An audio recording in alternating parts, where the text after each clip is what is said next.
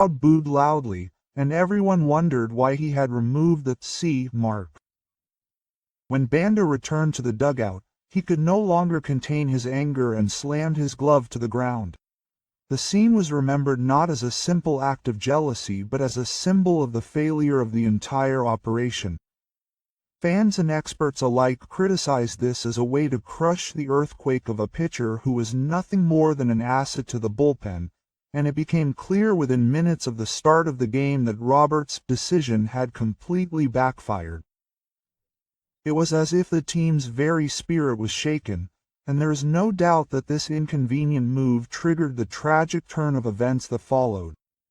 After Banda collapsed in the first inning, young right-hander Emmett Sia took over the mound. From the moment he appeared, he showed off pitching that was on another level, completely shutting down the Phillies' batting lineup with his sharp fastballs and cutting breaking balls. He pitched 5 2/3 innings, striking out just one batter and allowing no runs. He also gave up 20 consecutive hits in a wicked performance. The entire stadium watched him pitch with bated breath, his perfection growing with each out. And when the 6th inning ended, Shohei's pitching had truly reached the height of art. The audience stood up and applauded, and the stands were filled with anticipation and pride that this was the ace of the future. The score was 3-1. It seemed that the Dodgers had complete control. Everyone wanted him to continue pitching until victory, and the atmosphere was at its peak. However, manager Roberts made an unbelievable decision that broke through the enthusiasm. He benched Shohei, who still had some energy left, in the 7th inning. The sudden substitution, when he had only allowed one hit, shocked the spectators like a bucket of cold water. Why now? Social media was flooded with voices of incomprehension, and the atmosphere in the stadium was filled with confusion and dissatisfaction. As a result, this substitution completely changed the flow of the game, and it marked the beginning of a tragic series of collapses among the bullpens of the Imperial family. The most embarrassed expression in the Dodgers clubhouse after the game was that of veteran left-hander Clayton Kerr. In an interview with Sportsnet, he didn't hide his anger as he harshly criticized manager Dave Roberts for the mistake. "That wasn't tactics, it was just chaos," Kerr said, surprising everyone around him. He was particularly critical of Emmett Sia for not using him as his natural starter and forcing him to come in after allowing just one hit in the 7th inning. Why didn't they start Sia? He can make a game of it. I don't understand why he had to come in after giving up just one hit, he said, spit out. His words carried a deep sense of disappointment and frustration that went beyond simple frustration. Kerr initially needs to be trusted. He can perform at his best on the mound only when he feels trusted. But he stressed that such a rash substitution robs players of their composure and disrupts the rhythm of the entire team. At the end of the interview, Kerr concluded with a long pause, "This is not a winning strategy for the team. It's clear that a poor decision blocked the path to victory today." That statement left a more serious aftereffect than the wiring, further weighing on the mood in the locker room. Electric slacker David Ortiz, who appeared in the MLB Network studio, delivered a sharp criticism of the Dodgers' wiring, referring to Emmett and others. He shook his head and said, "Manager Roberts is obsessed with left-right dysphoria. It's a tactic that seems like it was thought up by a child to hit Schwartz with his left arm." That statement was so telling that it made Los Angeles fans want to cover their ears. Ortiz went on to say that they had no ability to read the flow of the game. They were simply focused on the numbers of left-on-left pitchers, without considering the psychology or how to maintain the pitcher's confidence.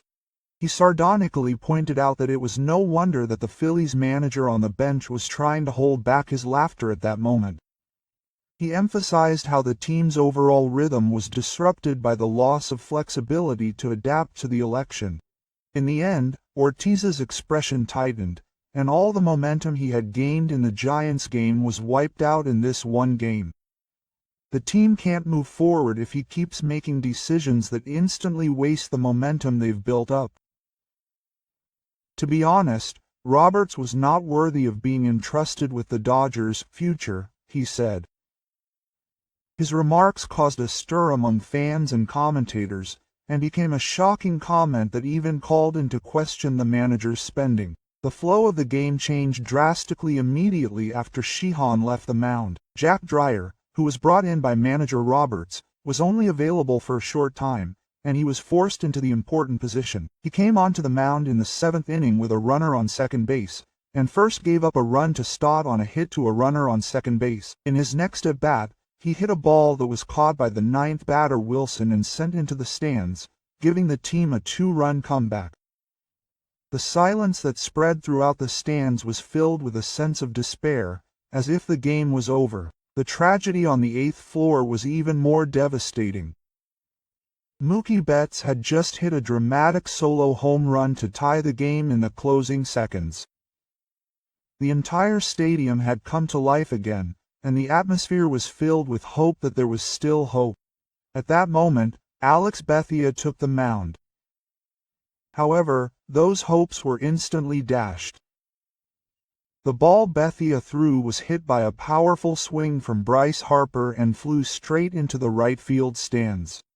The hit that turned the game around once again left the Dodgers bench completely silent, and the fans' cheers stopped. The relievers continued to give up runs, and the team collapsed like a chain reaction of dominoes. The advantage they had enjoyed up until the previous inning was gone, and as the entire bullpen collapsed in a chain reaction, the door to victory was cruelly closed. This was not just a single game loss, but a symbolic moment that clearly exposed the team's fragility. A few hours after the Dodgers were called to action, Charlie, a representative of the fan community, gave a special interview to the local media. The leader of a fan group with over 10,000 members, his voice trembling as he spoke frankly, "I've been supporting the Dodgers for over 30 years. Losing is acceptable. But losing due to a manager's tactical mistake is unbearable," he said, struggling to find the words. Shirley, who prefaced his statement by stating that he has no specialized knowledge or managerial experience, spoke of his feelings based on his own many years of experience with the virus. "I'm not a critic or a coach. When I watch the games as a fan, I feel that there are repeated and unreasonable defeats. It's truly sad that decisions continue to be made that completely erase the efforts of the players, even though they're giving it their all," he said, leaving the reporters gathered at the venue momentarily speechless. Finally, as if speaking for all the fans, Shirley made this appeal with a strong gaze. "I'm not saying I want them to win every game.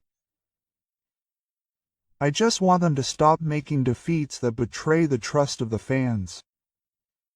That's all I ask." Quote. Those words resonated as a message of hope to the team that went beyond the feelings of a single fan. The day after the game, sports media across the country reported on the Dodgers' failure in unison. Sitting in the ESPN commentary booth, Pedro Martinez declared with a clouded expression that this was the Dodgers' bitterest lesson of the season. The former Cy Young winner's words carried more weight than mere commentary, and once again highlighted the seriousness of the differences in wiring. Meanwhile, on Fox Sports, Alex Rodriguez raised his voice. The collapse of the bullpen was not due to a lack of strength. He pointed out that it was all about the timing of his use, and he did not hold back in exposing the bitterness of Roberts' failure. He went on to say that he had given up a winnable game, sounding the alarm